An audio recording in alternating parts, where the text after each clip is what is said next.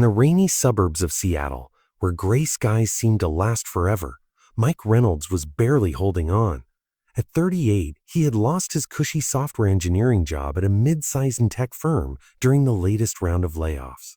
His savings had vanished into credit card debt, medical bills from his mother's brief hospital stay, and the mortgage on a house that now felt too big for just him and his wife, Emily.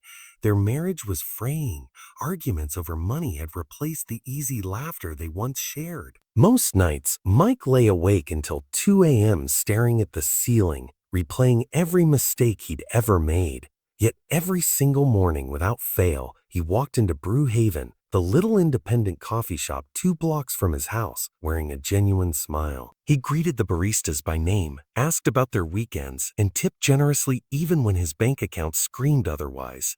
To the regulars, Mike was simply the upbeat guy in the flannel shirt. No one knew how much he was hurting. One drizzly Tuesday in early spring, the shop was quiet. Sarah, the morning barista who had worked there for 6 years, finally couldn't hold back her curiosity. She slid Mike's usual black coffee across the counter and leaned in. "Okay, Mike, I'm just gonna ask. Life looks like it's kicking your ass right now. I've seen the stress in your eyes. How are you always so happy when you walk through that door?" Mike paused, cup halfway to his lips, then gave a small, tired laugh. He set the coffee down and looked her straight in the eye. "Every morning, before I even get out of bed, I ask myself one simple question. Am I going to let today's problems rent space in my head for free, or am I going to choose peace for the next 24 hours? Sarah raised an eyebrow. "That's it? Just a question?" Mike nodded. "It sounds small, but it's everything. Problems never really go away. The debt, the job hunt, the tension at home, they're all still there. But I decided that giving them permission to control my mood is optional. So I choose peace first. I walk in here, smile, say hello to people, and for the first few hours of my day, I refuse to let the chaos win. It's not pretending everything's fine. It's refusing to let the bad stuff steal my joy before I've even had a chance to live the day." Sarah listened, wiping her hands on her apron. She'd heard plenty of motivational cliches in her time, but something about Mike's quiet conviction felt different. "And it actually works?" she asked. Some days it's hard," he admitted. "There are mornings when I wake up and the weight feels crushing. But I still ask the question and I still choose peace, even if it's just for a few hours. Then, when I finally sit down to deal with the problems, I'm in a clearer headspace. I make better decisions. I don't snap at Emily. I don't give up on sending out another resume." Over the next few weeks, Sarah watched Mike's routine closely. He never missed a morning. He'd arrive around 7:15, order the same black coffee, and chat with whoever was there. Elderly Mr. Patel, who came for the crossword, the young mom juggling a toddler and a laptop, the delivery driver who always looked exhausted. People started looking forward to seeing him. His calm energy was contagious. Then one rainy Friday, everything shifted. A regular named David, a senior engineer at a growing startup, overheard Mike talking to Sarah about his job search. David listened for a moment, then slid his card across the counter.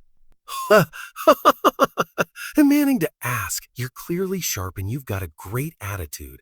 We're hiring for a senior dev role. Send me your resume. No promises, but I'd love to get you in front of our team." Mike almost dropped his coffee. 2 weeks later, he was offered the job. Better pay, remote options, and a team that valued work-life balance. The salary bump cleared most of his credit card debt in months. More importantly, the renewed sense of purpose began to heal things with Emily. They started talking again, really talking. They even took a weekend getaway to the Olympic Peninsula, something they hadn't done in years. One morning, months after that first conversation, Sarah caught Mike at the counter again. He looked lighter, more rested. "So," she said with a grin, "still choosing peace." Mike laughed. "Every single day. Some days are easier than others, but the question never changes. And honestly, that one choice changed everything." Sarah shook her head in wonder.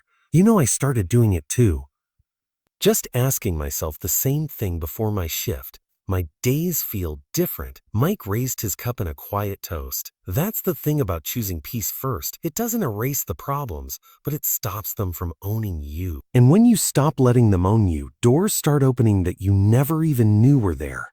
If you're reading this and your own life feels heavy, Job stress, money worries, a relationship on the rocks, health struggles. Try Mike's question tomorrow morning. Before you check your phone, before you dive into the to-do list, ask yourself, am I going to let today's problems rent space in my head for free, or am I going to choose peace for the next 24 hours? Just one day. Choose peace first. Handle the problems second. You might be surprised at how much lighter the day feels. And if even a small shift happens, if you smile a little more, snap a little less, or notice an opportunity you would have missed before, that's the beginning of something bigger. Because peace isn't the absence of problems. It's the decision not to let them control you.